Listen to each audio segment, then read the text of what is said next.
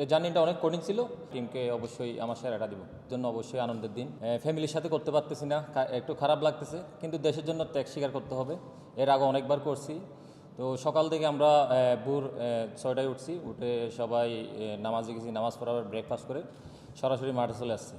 আসলে লিগে খেলছি, কনফিডেন্স আছে এবং নতুন কোচ, তো সব মিলেই এনজয় করছি। অনেকদিন পরে যত ব্রেক করছি সবার সাথে, সবাই সিনামুখ, তো ট্রেনিং করতেছি।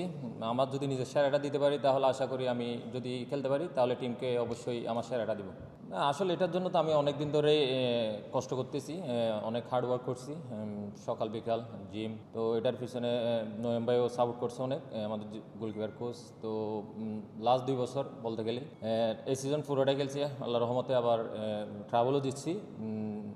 আসলে এই জার্নিটা অনেক কঠিন ছিল, কিন্তু ন্যাশনাল টিম আসছি এখন ভালো লাগতেছে।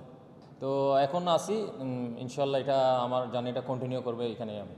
অবশ্যই ফিট, ধরেন নতুন কোচ আসছে যেহেতু, ট্রেনিং করতেছি, তারপর হচ্ছে গোলকিপার কোচ।